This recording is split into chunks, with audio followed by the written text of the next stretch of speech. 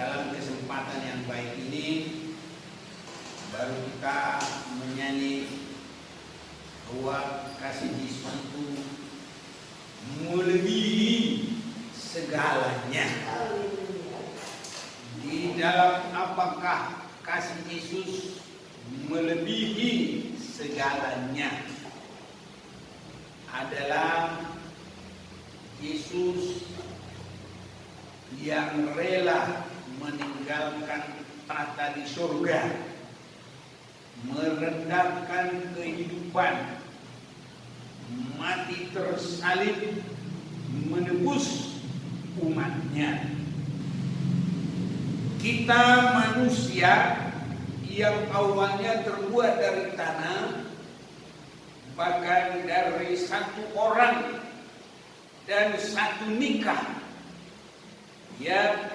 yang sudah jatuh, sudah berbuat dosa, tapi kita masih boleh mendapat kesempatan dalam kasih Yesus yang melebihi segalanya. Inilah kasih yang sangat besar.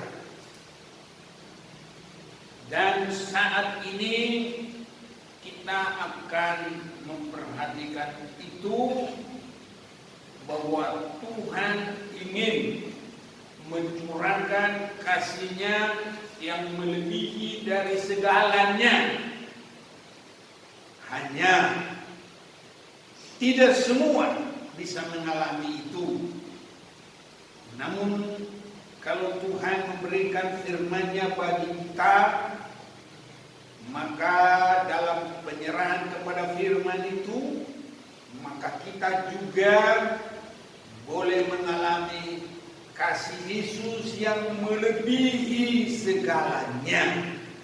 Sebabnya semua kita memperhatikan firman, baik yang ada di sini, baik saudara kita yang mengikuti lewat sambungan internet, bahwa kasih yang melebihi segalanya itu ada kehidupan yang bisa menampung, tapi bukan semua manusia bisa menampung kasih Yesus yang melebihi segalanya. Untuk itulah kita memperhatikan firman Tuhan, biar kita mendapat menampung kasih Yesus yang melebihi segalanya itu. Jadi kasih Yesus yang melebihi segalanya itu boleh bagi kita. Biar Tuhan membuka rahasia firman-Nya bagi kita.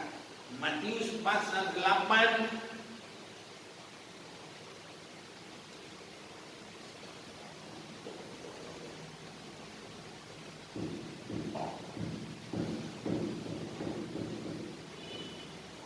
ayat yang ke-20 saja.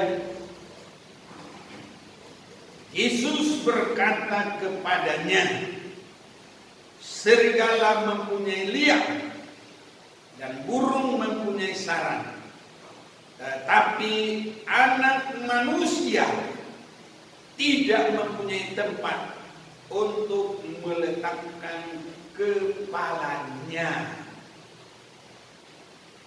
Berbahagia yang mendengar, membaca, dan melakukan firman Tuhan. Untuk itu, semua kita, baik yang ada di sini, baik saudara yang ada di mana saja pun, bila engkau bisa, mari buka Alkitab, kita baca bersama-sama. Matius 8 ayat 20, 1, 2, 3. Yesus berkata kepadanya, serigala mempunyai liang dan burung mempunyai sarang, tetapi anak manusia tidak mempunyai tempat untuk meletakkan kepalanya.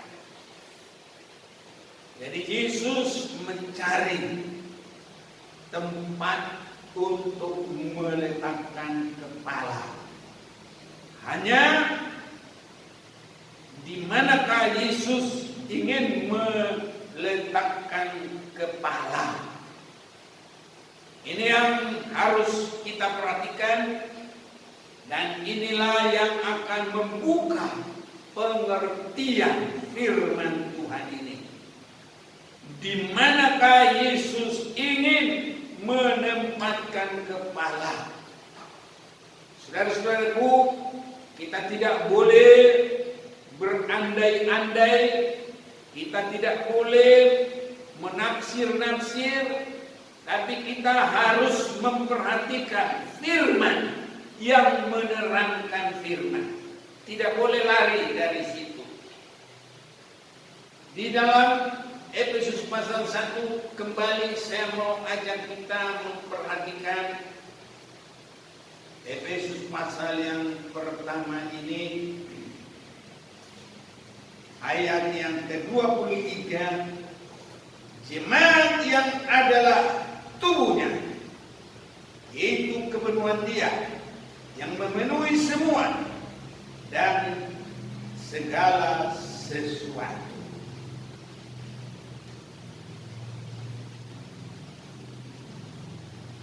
Ayat 22 biar sangat jelas.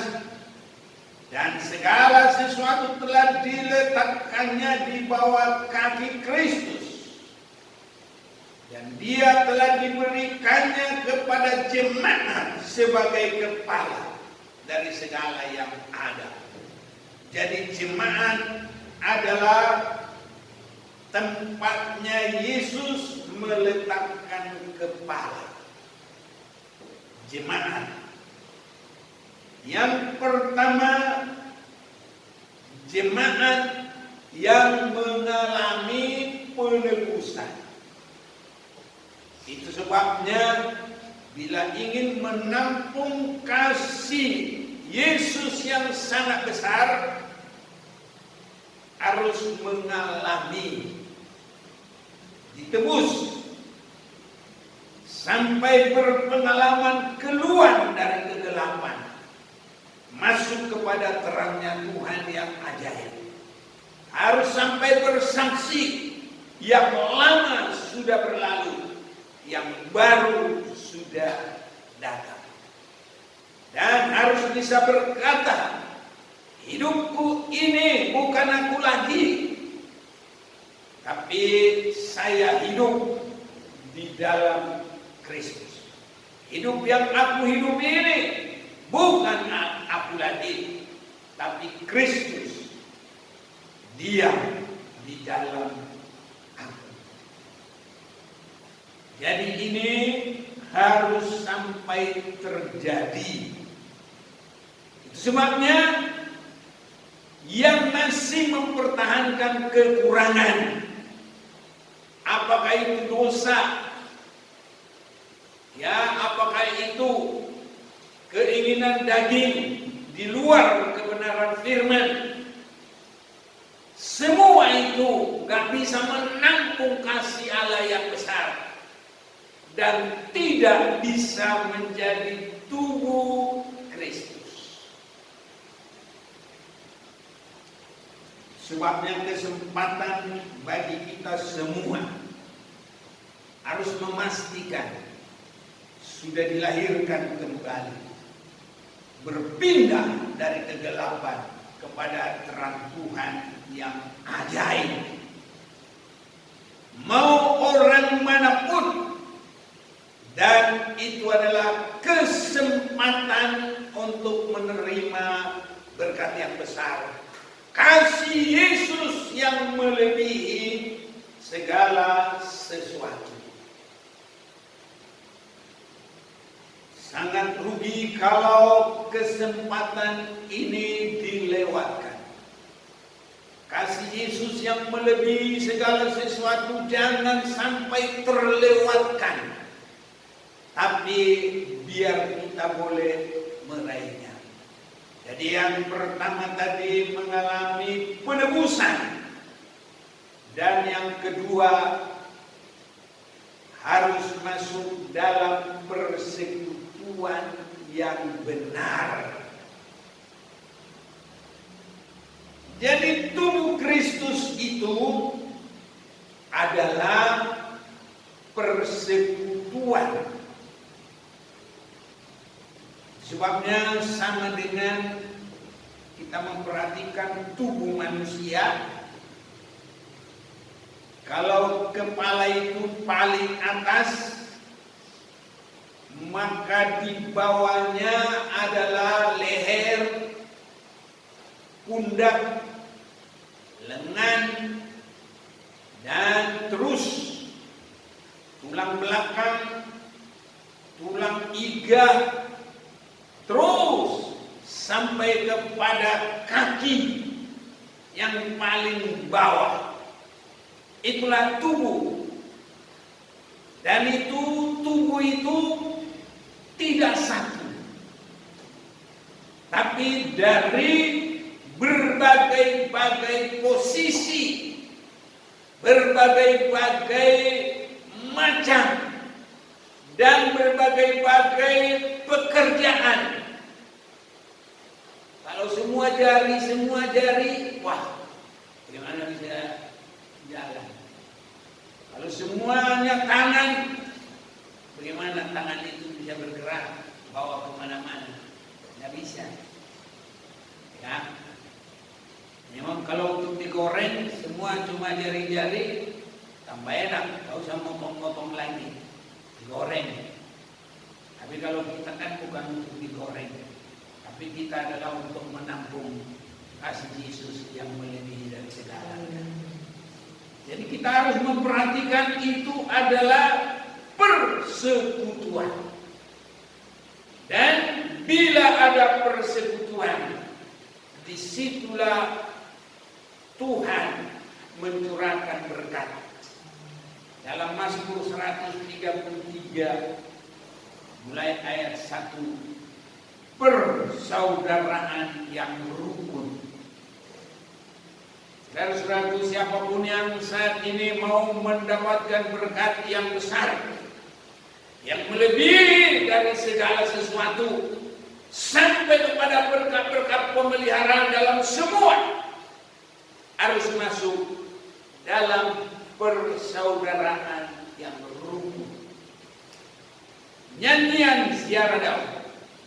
Sungguh alangkah baiknya dan indahnya apabila saudara-saudara diam bersama dengan rukun, seperti minyak yang baik di atas kepala, meleleh ke janggut, yang meleleh ke janggut Harun dan ke leher jubahnya, seperti embun gunung Hermon yang turun ke atas gunung-gunung Sion, sebab kesanalah Tuhan memerintahkan berkat kehidupan untuk selama-lamanya.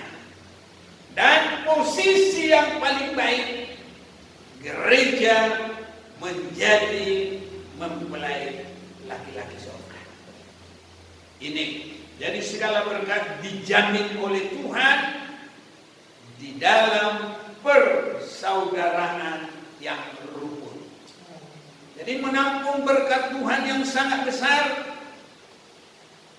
adalah menjadi tubuh Kristus. Dan tubuh Kristus itu adalah persekutuan, persaudaraan yang rukun. Itu sebabnya saat ini siapapun kita, dimanapun yang mau mendengar firman, ingin diberkati oleh Tuhan, harus masuk dalam persekutuan, persaudaraan yang rukun. Ini harus terjadi. Kalau tidak bisa jadi tubuh Kristus. Makanya tadi kalau hanya menyendiri, cuma jari-jari, gampang digoreng. Kalau cuma semuanya jantung, hewan jantung ini yang sangat dalam, orang berkata, engkaulah jantung hatiku. Nah, tapi kalau semuanya begitu, wah, nanti keleleran di mana-mana, nggak ada pelindungnya, ya dimakan langsung sama anjing, ya. Makanya semuanya ada di dalam posisi isi tubuh. Dan dia dilindungi oleh tulang-tulang, iga apa semuanya. Dibungkus dengan kulit yang rapi oleh pekerjaan Allah yang besar. Jadi semuanya itu diatur. Luar biasa pekerjaan Allah itu. Dan persekutuan ini adalah disebutkan merupakan pekerjaan Allah yang sangat luar biasa. Persekutuan dalam tubuh itu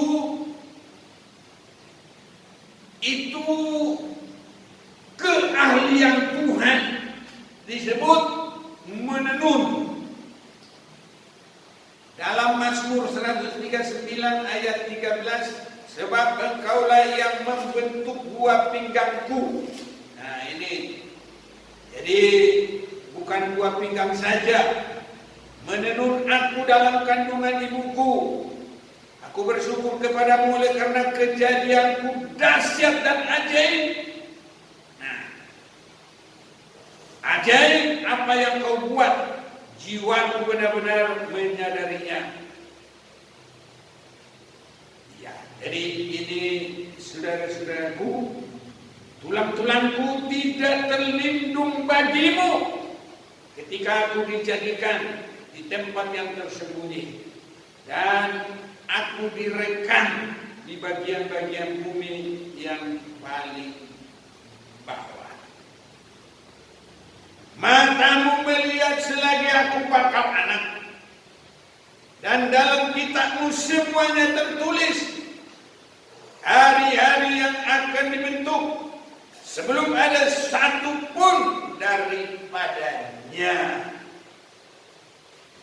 Dan bagiku betapa sulitnya pikiranmu, ya Allah. Betapa besar jumlahnya. Jika aku mau menghitungnya, itu lebih banyak daripada pasir. Apabila aku berhenti, masih saja aku bersama-sama engkau.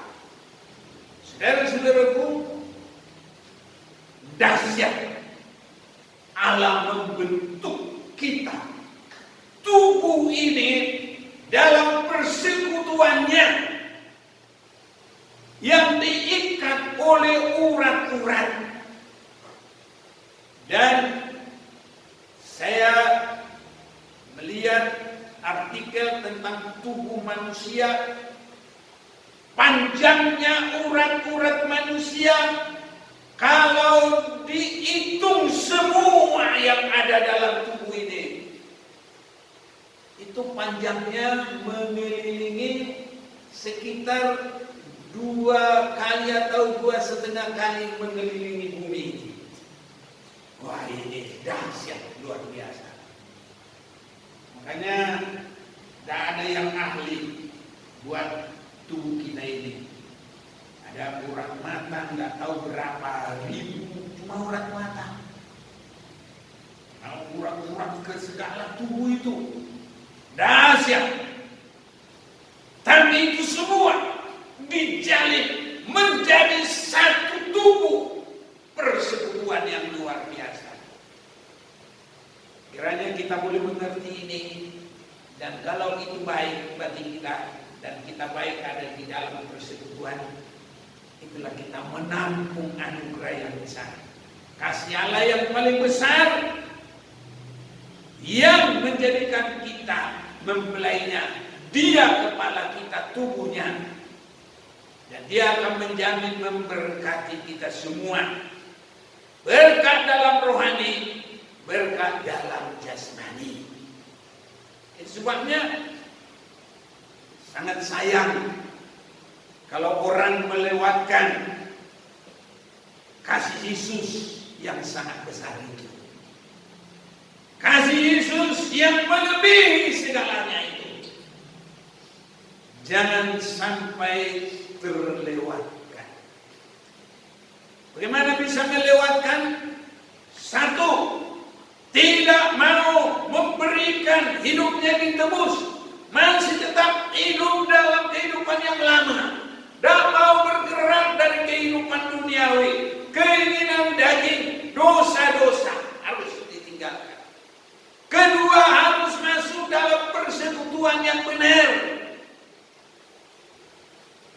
Persekutuan yang benar harus seperti mengambil tabiat Yesus, tidak mementingkan diri sendiri. Yesus tidak menganggap kesetaraannya dengan Allah. Yesus mau mengosongkan diri. Yesus mau mengambil tempat yang paling rendah. Saudaraku, ini susah dalam persekutuan.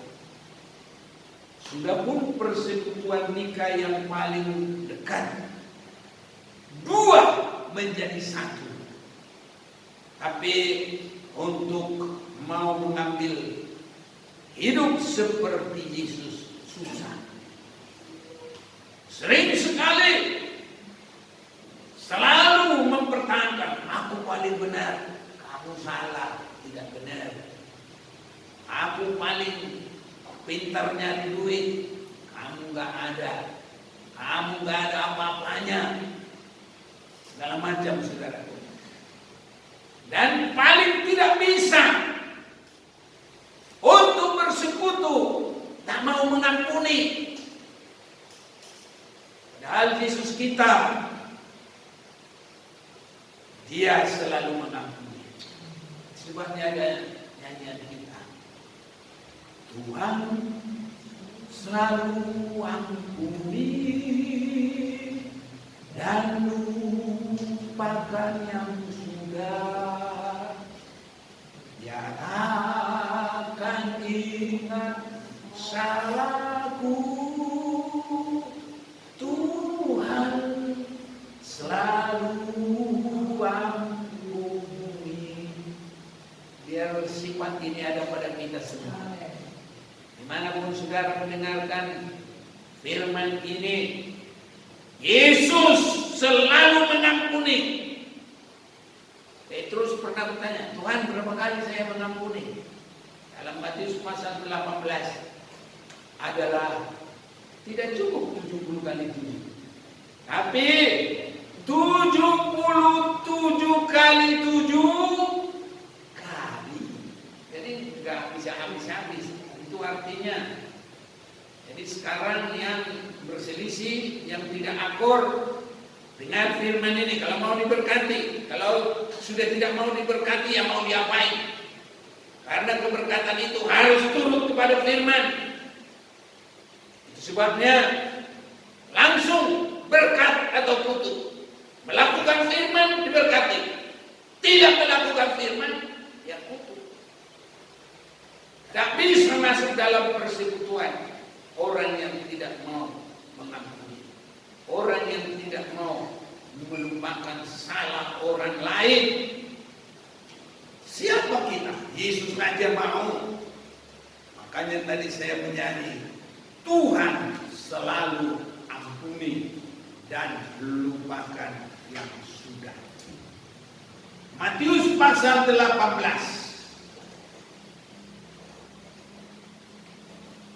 mulai 21, perumpamaan tentang pengampunan. Kemudian datanglah Petrus dan berkata kepada Yesus, Tuhan, sampai berapa kali aku harus mengampuni saudaraku jika ia berbuat dosa terhadap aku? Sampai 7 kali? Nah, mungkin kita ini belum ada yang sampai 7 kali berbuat salah. Mungkin hanya sekali. Atau paling banyak 2 kali. Tapi itu pun sudah tidak bisa diampuni. Bahkan ada dalam hati itu seperti pepatah orang Batak, mardomu di tanah abang. Itu di Tanah Rara, tanah merah. Ya, tanah merah itu digali untuk jadi kuburan. Jadi ketemunya kalau sudah mati, ya nggak bisa lagi mengampuni. Itu adalah dosa yang kekal. Sebabnya dijawab oleh Yesus ayat 22. Yesus berkata kepadanya, bukan. Aku berkata kepadamu bukan sampai 7 kali, melainkan sampai 70 kali 7 kali. Ini saudara-saudaraku, bagaimana pengampunan yang benar. Itu sebabnya tubuh Kristus, Yesus sebagai kepala, adalah tubuh Kristus itu persekutuan. Dan ada semua yang langsung sempurna, langsung bersekutu di situ, tidak ada. Tetapi persekutuan itu adalah yang terus dibangun. Itu sebabnya persekutuan kita harus semakin indah. Persekutuan kita harus semakin bagus. Karena semua adalah mengarah kepada kepala. Kristus adalah kepala. Kalau persekutuan dunia ini, ya seperti kata firman Tuhan, kalau ada yang mau dikunyah, teman. Tidak ada yang dikunyah, perang. Jadi harus ada yang dia pikir, dia rasa untuk menguntungkan, baru dia dekati. Tapi kalau Yesus kepada kita, karena manusia semua sudah menuju kepada kebinasaan, dia datang. Sebabnya kasih Yesus adalah tanpa pamrih. Makanya kita menyanyi tadi, kasih Yesusku, kasih yang melebihi segalanya. Kasih Yesusku sungguh indah. Kasih Yesusku, kasih yang bertanda kebenaran dan keadilan. Nah ini kasih Yesus kita begitu tanpa pamrih. Kita semua ini tidak ada artinya lagi. Tapi Yesus, dia mau menebus manusia yang tidak berarti. Manusia yang sudah tidak ada apa-apanya, yang tinggal semua mau masuk neraka. Itulah keadaannya. Itu sebabnya jangan ada yang mengeraskan hati untuk senantiasa berpegang kepada kekurangan orang lain. Dan bisa menampung berkat, dan bisa menampung Yesus kepala. Yesus saja datang, tidak ada pamrih. Dia meninggalkan kealahannya, dia meninggalkan tahtanya, dia meninggalkan kemuliaannya. Dia datang ke dunia mengambil rupa manusia, dan dalam keadaan manusia dia bukan untuk dilayani, tapi untuk melayani.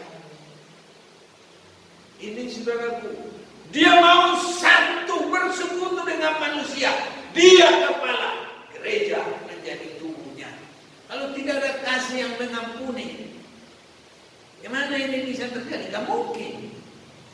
Itu sebabnya kita ini seringkali hanya karena keinginan kita saja. Itu sebabnya biar Tuhan tolong, semua keinginan kita harus ditiadakan demi untuk hidup sesuai dengan firman Tuhan. Itu tubuh Kristus. Jadi tubuh Kristus itu harus selalu membangun persekutuan. Sekarang kita masih ada kesempatan, bangunlah persekutuan.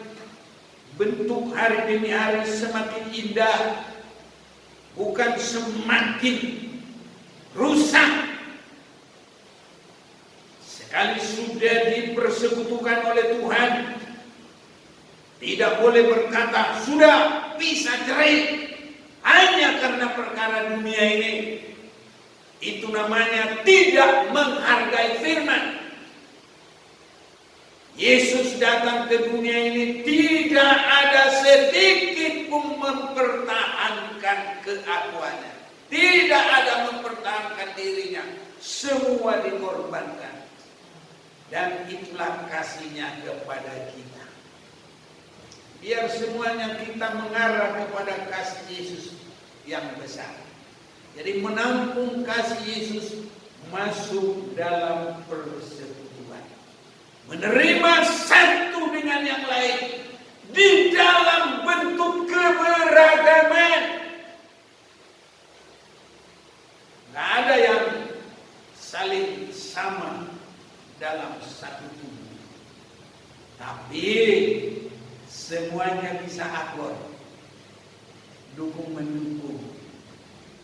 Kalau lidah kita sudah haus, kita nggak bakal bisa seperti anjing. Ya, ambil lidah begitu, minum dah. Itu pun harus tangan yang kerja. Dan sudah menjadi kebiasaan kita nggak minum kayak anjing. Ya, bikinlah umpamanya sirup, tuanglah di cangkir. Bukan kaki yang ambil, nggak bisa. Tangan yang ambil. Ya, itu pun nggak boleh jauh-jauh dari mulut. Harus sampai dekat. Itu kerjaan tangan. Kalau dijauh-jauhin terus, cuma baunya aja yang kecium. Umpamanya sirup yang enak, cuma baunya. Tapi tangan ini kalau dia kurang ajar, nggak mau dekatkan benar-benar ke mulut, ya nggak bisa minum. Nah, saya begini terus. No, minum. Ya, gimana minum orang jauh? Tapi tangan itu begitu luar biasa, dia tahu. Pas dia nempel di bibir, waduh, tinggal enak minum. Ini saudara pekerjaan persekutuan ini. Tangan nggak bisa menjangkau karena jauh, kaki bergerak, jalan. Udah dapat semua di dalam pekerjaannya. Jadi kita di akhir zaman ini untuk menanti Yesus mempelai surga harus menjalin persekutuan semakin baik. Pertama, persekutuan yang paling dekat.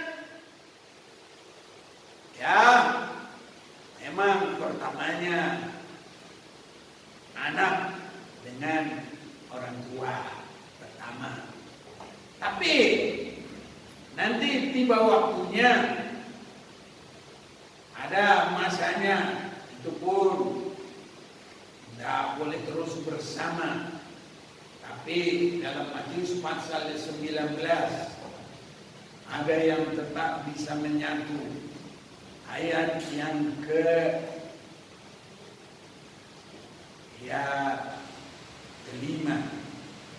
Dan firman-Nya, sebab itu laki-laki akan meninggalkan ayah dan ibunya dan bersatu dengan istrinya, sehingga keduanya itu menjadi satu daging.